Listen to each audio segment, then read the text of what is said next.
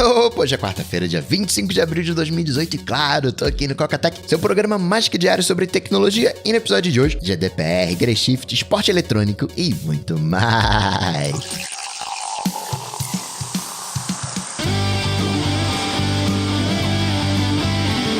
Dicas, produtividade, tecnologia, opinião, comportamento, tendência, notícias. Cocatec. Cocatec, a sua dose diária de tecnologia. Apresentação: Gustavo Faria. Vocês ficaram me trollando porque na dica de aplicativo de ontem eu falei o nome do aplicativo. Realmente falou, no minuto 5 e tanto. Você falou o nome do aplicativo Drafts. Pois é, mais de um ano e às vezes ainda dou com a língua nos dentes. Tudo isso pra você dar o page view. Se você não vai lá dar o page view, então quer dizer que o aplicativo não foi interessante, não vai fazer falta na sua vida. Aí tudo bem, aí eu entendo. Um ano já dessa mudança, né? Foi parte das mudanças iniciadas. A gente ainda tá em 2017, né? Em 2018 tô colocando no ar as coisas ainda de 2017, tem plástica nova do cast, aí você entende por que aquela camiseta do Cocatec ano passado foi histórica, né? Porque... Mas enfim, a vida aconteceu e as coisas demoraram um pouquinho mais. Sobre Apple Pay, ainda dificuldade, tem alguns lugares que aceitam, mas aí, no geral ainda tem uma certa dificuldade de aceitação. O Mac Magazine bem lembrou que o Credit Card Zero, ele aceita. O Credit Card Zero, acho que eu fiz o Credit Card Zero foi dezembro do ano passado, eles ainda não me liberaram lá, aquelas coisas, né? No Nubank, tudo Itaú tem conta no Itaú. Nubank me liberou, gente com mais crédito que eu não foi liberado no Nubank, mas eu fui. No Credit Card Zero, os dois casos, gente com mais crédito que eu e menos crédito, e eu não. E vários cocas falaram, olha, o que eu tenho usado na hora de pagar, né? Eu pergunto assim, posso pagar pelo celular? Eu tenho dito isso. Mas alguns cocas também falaram, diz que quer pagar por aproximação que o caixa entende, mas o processo não tá nada amigável lá no ponto de venda. Se a maquininha é da Cielo, os atendentes sendo orientados a só aceitar o Apple Pay se for o último caso, se o cliente não tiver o cartão físico, pelo menos por hora que é só Itaú, entre aspas, é só rede, ainda tá agarrado. O processo de Apple Pay já tem ali um mês. Pagamento por aplicativo, quando não envolve ser humano, tá indo de boa, uma beleza. Eu até fiz uma compra no Mac por Apple Pay. Você pode colocar o Apple Pay no Mac também, desde que você tenha o Touch ID no seu Mac, o chipzinho para salvar o cartão. Se não tiver, você pode habilitar, ele faz um bem bolado com o iPhone. Tipo quando o telefone toca e aí o Mac toca junto, mas só que é o contrário, a comunicação. Tô fazendo um pagamento aqui no Apple Pay. iPhone você libera, aí você libera do iPhone, também já fiz e rolou. O problema tá só no online, não tem problema, né? No online você tem o preenchimento automático, facilita demais a vida. A questão é o plástico que você tem que levar pra rua ainda. Lembra que já falei mais reforço? Você tem Visa Checkout, você tem o Master Pass, acho que é esse o nome, que tem algumas promoçõezinhas, alguns diferenciais bacanas. Por exemplo, quando eu vou comprar ingresso pelo aplicativo, eu pago meia por diversas promoções de meia entrada que existem no aplicativo, só que você tem que pagar aquela taxa de conveniência. E o Master Pass, se você pagar com o Master Pass, ele te libera da taxa de conveniência. Credit Card Zero tem promoção, se não me engano, do Uber que me mandaram. Outra promoção de recarga de celular com 50% no PagSeguro. E outra coisa pra comentar, não lembro se eu cheguei a falar, é que o Coca Paiva Jr. vai fazer mais 2 rodadas lá na Apple Store em São Paulo com foco em autismo. Então fica ligado na programação. E por último, lembrar, né, que amanhã, quinta-feira, entra no ar o site novo. Aí tá bagunçado, mas vai entrar. Ano que vem a gente termina de formatar o site. Notícias. Cocatec. Você deve ter recebido diversos e-mails nessa quarta-feira falando sobre Flickr, que eu comentei ontem. A gente vai se dividir. Você deve ter recebido, quem tem conta no Flickr, deve ter recebido esse e-mail. E vocês devem ter recebido e-mails também de Twitter, Facebook, Instagram, tudo por causa das novas regras de privacidade. Quem tem AdSense, quem tem blog e faz uso do AdSense, também recebeu e-mail. Olha, tá mudando a política. Por padrão, a gente vai reter os dados. Só, acho que são 26 meses. Se quiser alterar, você vai lá e altera. O WhatsApp também mudou. Agora, a idade mínima para você acessar o WhatsApp, eu não sei aqui no Brasil, não recebi nada aqui no Brasil, mas lá fora o WhatsApp está se dividindo em 2. Um para atender a legislação europeia, o GDPR, vai ficar lá na Irlanda, e os demais países continuam sendo atendidos pelo WhatsApp lá no Vale do Silício, na Califórnia. Mas, Coca, a GDPR determina que o usuário ele consiga baixar todos os seus dados armazenados. E aí, como é que vai fazer com o WhatsApp? Ele vai deixar também fazer o download das informações? Tem que deixar, essa é a regra do GDPR. Entretanto, Entretanto, o GDPR diz, olha, tem que baixar os dados que você tem sobre o usuário. E como ele não tem as mensagens, você não vai conseguir baixar. Então, nesse aspecto, não tem nenhuma confusão. Você vai baixar os seus dados, fotinho de perfil, as informações que estão ali na sua conta, no seu perfil, mas as mensagens não vão ser baixadas porque isso não está no WhatsApp. Inclusive, o backup, ele não fica no WhatsApp. Ele fica ou no Google Drive, para quem é do Android, ou fica no iCloud, para quem é do iOS. E colocaram também uma mudança, dizendo que só de 16 anos para cima pode usar o WhatsApp. Mas isso, pelo que eu entendi, vai ficar válido só na União Europeia. Em algum momento vai ter uma fusão. Por que não junta tudo?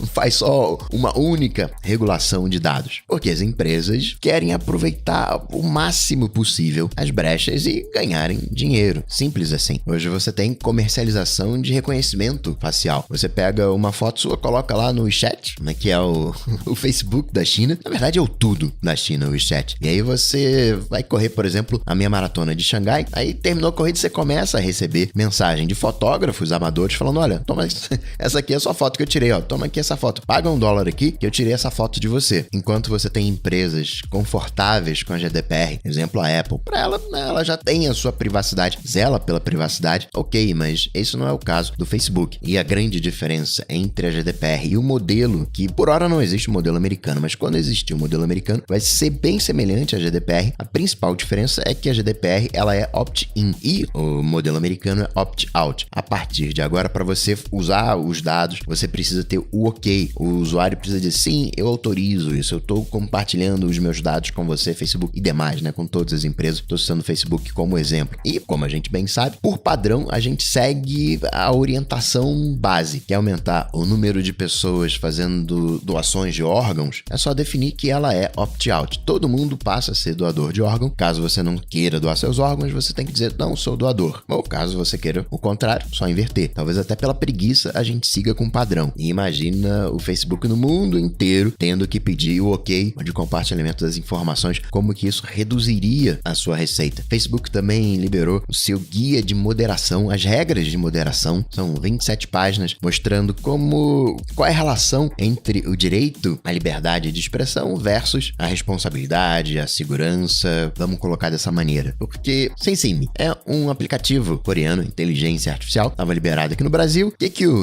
Rio BR fez? Ensinou, digamos, práticas pouco amigáveis. Ficou com aquele palavreado. Saiu do ar aqui no Brasil. É uma espécie de moderação, liberdade de expressão versus segurança, responsabilidade, material ofensivo. Talvez seja só zoeira sem limite. Talvez seja só brincadeira. Mas às vezes isso é sim incentivado pela maldade. Tem uma mesa cheia de refrigerante, um copinho dizendo, ó, pega um. É gratuito. Mas tem gente que vai ficar olhando para um lado, pro outro, pegar 2, 3, aproveitar. E nem tá com sede, né? Se tivesse com sede, ainda ia. Enfim, mas entenda que todo mundo tem um lado e o Facebook não vai ceder esse lado pura e simplesmente. Ele vai aproveitar enquanto pode. Exemplo, o ex-CEO do PayPal e da Intuit disse com todas as letras, Bitcoin é uma fraude, isso é só para atividade criminal, pessoas estão apostando as economias da vida no Bitcoin, tem que ter regulação, blá, blá, blá, blá, blá. Não que não tenha crime no Bitcoin, coisa aí de 10%, menos até, das transações estariam associadas à ilegalidade, assim como dinheiro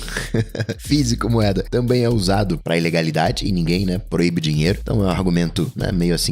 Regulamentar, bom, talvez tenha que regulamentar, mas é a beleza da descentralização que propõe Bitcoin / blockchain. Existe aqui no Brasil uma figura chamada Fundo Garantidor de Crédito. E eu acho isso uma aberração, porque você quer investir a sua grana, investe a sua grana, mas você tem que escolher bem onde você está investindo a sua grana para o banco não quebrar. E da mesma maneira, a pessoa tem que saber escolher, vou partir para criptomoeda ou não. Criptomoeda, Bitcoin, tá permitido. Olha o caso do Telegram. O Telegram conseguiu levantar 1,6 bilhão de trampetas e não mexeu na empresa. Não vendeu empresa, não vendeu parte da empresa, não vendeu ações, nada. Só arrecadou capital. É um modelo quase como se fosse pré-venda. Ó, tem um produto aqui, vou fazer pré-venda desse produto e a galera comprou mais ou menos a mesma coisa. Mas o blockchain / criptomoeda tá permitindo que empreendedores façam levantamento de capital sem terceiros, completamente descentralizado. E isso é o próprio modelo na internet. Quando a gente projeta alguma coisa, essa mesma coisa nos projeta de volta. Muda o nosso comportamento. E a gente projetou essa tal de internet descentralizada e a internet está nos projetando de volta, está nos remodelando, mudando o nosso comportamento.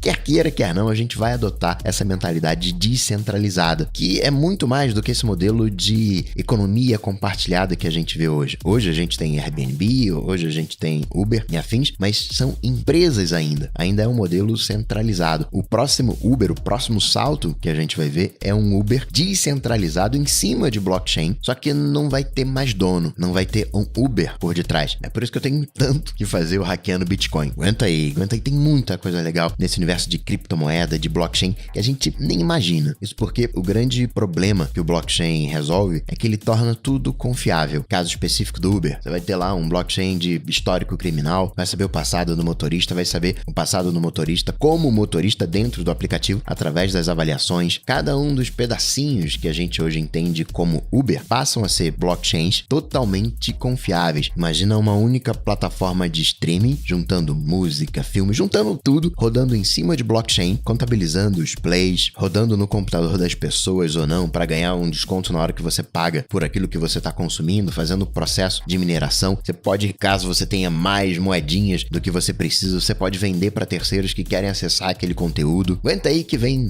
Hackeando Bitcoin. Falando de segurança, a polícia tirou do ar um site que era o maior site de contratação de ataque DDoS. Sim, existem sites disso, o maior deles a polícia conseguiu tirar do ar. Com R$30 você já contratava um ataque, já tirava um site do ar. No Google e Facebook estão trocando o emoji da arma revólver para uma arminha de brinquedo. Quem começou com essa tendência foi a Microsoft em 2015, que fez uma arma meio espacial, meio que de brinquedo. Depois voltou atrás, colocou o revolvinho. Em 2016, a Apple já adotou pistolinha d'água. E agora, 2 anos depois, praticamente todo mundo adotou arminha de brinquedo. Só a Microsoft que ainda não. O código do Grayshift vazou. Tem uma verificação online quando você usa a caixinha. E aí, nesse meio tempo, deram uma bobeira, conseguiram pegar o código da caixinha, a interface ficou exposta e estão chantageando a galera da Grayshift, passa 2 bitcoins pra cá, senão a gente vai tornar esse código público. O código vai ser público, é só uma questão de tempo. E o problema de ser público, enquanto tá dentro de uma empresa, tá com a Grayshift, mal ou bem, você tem que pagar pela caixinha,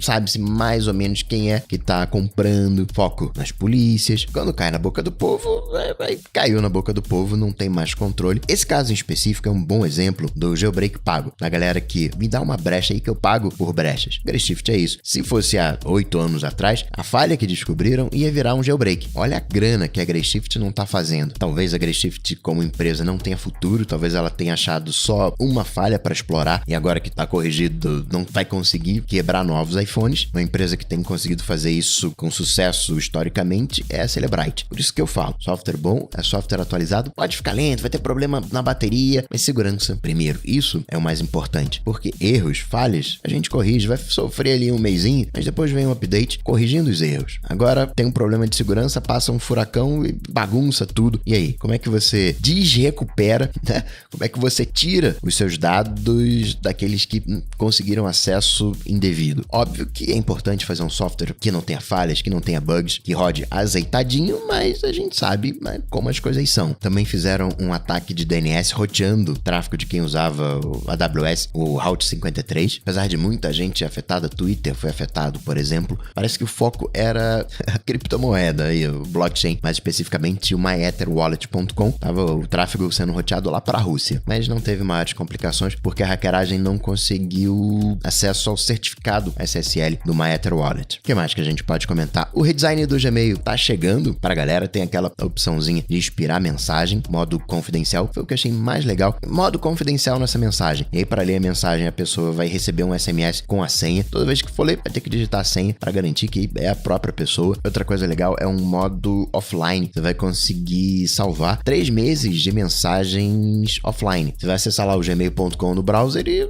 vai ter acesso aos seus arquivos offline. Isso é bacana, porque às vezes a gente não tem conexão, tá remoto. Esse era um dos motivos de eu usar cliente de e-mail e não webmail. Com isso também veio um novo aplicativo de tarefas oficial do Google, tanto para iOS como para Android. Android, é como se fosse o lembrete. Na verdade, Tarefas, ele é um pedacinho do calendário. Nesse pacote calendário, contatos, também tem tarefas. Fica armazenado no mesmo lugar no servidor. Só que o Google está criando uma visualização mais simples, mais direta. Já tinha o Google Tarefas 10 anos já. Agora vem com o aplicativo, ele que vai ter uma área dedicada, uma área bacaninha dentro da nova interface do Gmail. E qual que é a quantas anda o serviço de streaming de música do YouTube? Tá indo e vindo. Ainda não tem nada oficial. YouTube Remix. Há quem diga que quando o Remix entrar no ar, deixa de existir o Google Play Music. As equipes, né, do YouTube Music e do Google Play já estão unificadas, mas já não é mais segredo nenhum. Só uma questão de tempo pro Google ter um serviço que faça frente ali nos moldes de um Spotify, que hoje a gente pode dizer é líder desse segmento, é líder de mercado. Falando de música, podcast. Se você for no seu Android, na pesquisa do Google, editar um podcast, não é qualquer podcast, tem uma interface própria de player de podcast. O Google tá de olho aí nos podcasts, muita gente querendo que o Google faça algo semelhante ao YouTube para podcast, mas parece que não vai rolar dessa maneira. Vai ter uma busca privilegiada, né? Tá com uma interfacezinha própria de player, talvez até vire um player. Na verdade já é um player, né? Só que ainda não tá em separado. Você pode sim adicionar episódios. Falando de browser e navegação, o Opera tá com um novo browser mobile, Opera para Android, o Opera Touch, e segue aquela linha de você utilizar com uma mão só. Tem uma interface flutuante na parte inferior que você faz as principais navegações. Outro dia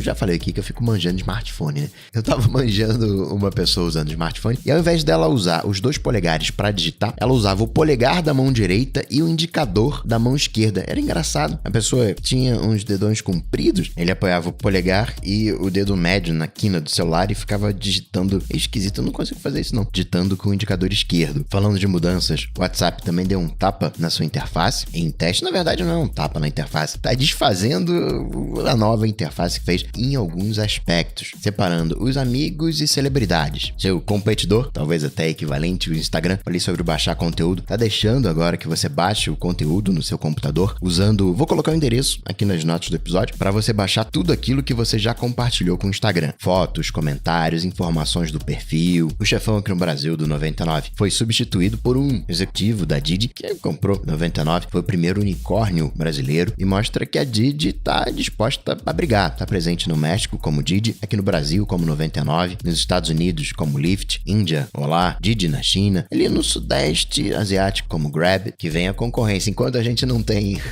um Uber em blockchain, que vem a concorrência. E para finalizar, registrar 2 coisinhas. A NVIDIA tá com uma inteligência artificial que consegue pegar uma foto onde esteja faltando algumas partes. Você apagou um post e você precisa preencher aquela área. O Photoshop já tem isso, que é o Content Aware Fill. Preenche direitinho, mas não é lá, engana. Aí dá aquela reduzida ali, engana numa boa, às vezes você nem percebe. Mas às vezes numa coisa um pouquinho mais complicada, ou talvez nem complicada, situações específicas ele não funciona bem, onde essa inteligência da NVIDIA funciona melhor. Em alguns momentos essa inteligência também falha, muitas das vezes a imaginação também, né? Você vê uma foto completa aqui, apagou uma completa com céu azul. É como se fosse preencher aquela área, colocar o céu azul ou o que for. E por último, quem é jogador de e-sport agora é reconhecido, Senado Federal que diz, reconhecido como atleta. A Comissão de Ciência e Tecnologia aprovou a regulamentação dos esportes, então agora são atletas e dia 27 de junho passa a ser o dia do esporte eletrônico. Atleta de PUBG Mobile. E assim, 7 anos de Coca-Tech, eu vou ficando por aqui, mas eu volto, claro, amanhã, os 7 anos. Abraço pra você, até amanhã. Tchau, tchau.